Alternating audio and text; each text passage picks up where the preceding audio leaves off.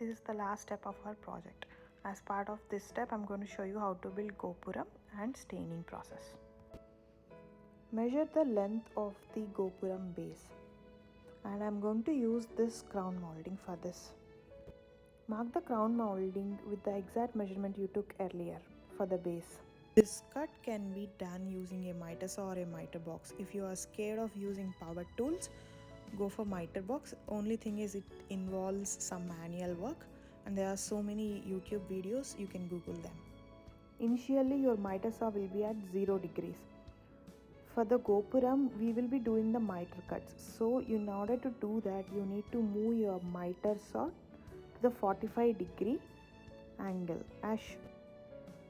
Now align that mark to the center of the miter saw table and make sure that your blade is going to cut.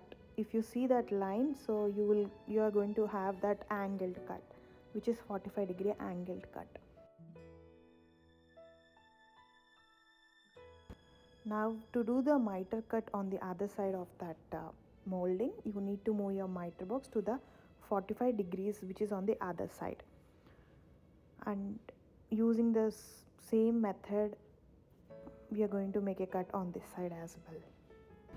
So this is how it looks on the both ends after the cut.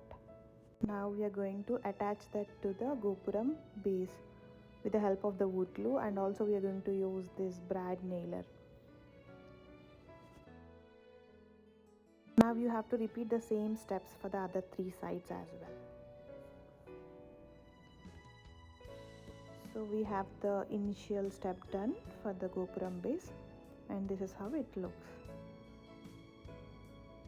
Take the measurements on the inner side after you attach the crown molding. Always make sure to measure uncut. For gopuram, each individual measurements will vary, so you should always make sure that you are measuring before making a cut. And I'm going to use this crown molding for gopuram. So I'm just using a scrap wood here. There is no particular measurements as such. I'm using that to rest my gopuram sides on that, so that it has a stable base. Now for the gopuram, as you can see, I'm not laying the crown molding flat on the miter saw. Instead, I am laying that at an angle. So always make sure that you mark the initial resting position, so that for all of your cuts going forward from now should be resting at the same point. This is the only step which is different from earlier. Now my miter saw is already at 45 degrees angle, and I am making a cut at the 45-degree angle. As I said earlier, this cut can be done using miter box as well. And if you see on my screen, like, there is an angled cut. These cuts are called miter cuts. So if you use this method of marking, you don't need to calculate any angles as such, so it's simple as that. But make sure that you are going to clamp that wood down before cutting it. So it's a safety precaution and you have to do it.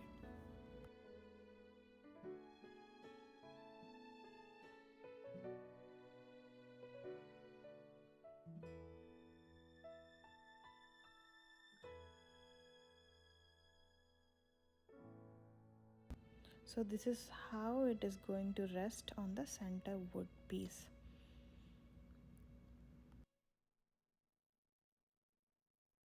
Now take the measurements again, it is very important, and repeat the same steps which we did for the initial cut.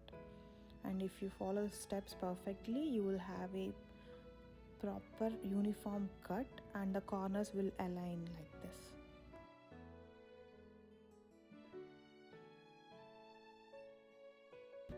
So now I'm taking the wood filler, and if you did any mistake by chance, so you can use this wood filler to fill in that gaps and let it dry. So once it is dried, you can sand it off and paint, and the gaps won't show up. So now the third step for the gopuram. So just repeat the same process, measure, cut, and those things will be aligned. So as you can see, I added some wood fillers in the corners. Those can be sanded and painted. So just add a small scrape wood in the top, and to that I marked points and I'm going to attach the funnels. So this is the miter box which I was talking about earlier. You can use this as well to do those miter cuts. So that is the 45-degree angle cut, but you need to do it by hand. Only thing is it will take some time and you need some patience to do that. So there are a lot of videos on how to do the 45-degree angle cuts on the miter box. You can just follow them. And for the gopuram second step, as we marked that line on that miter saw, you need to do the same thing for the miter box as well, and you need to place the moldings at the same point every time to cut them. And after staining, this is how our puja mandir looks.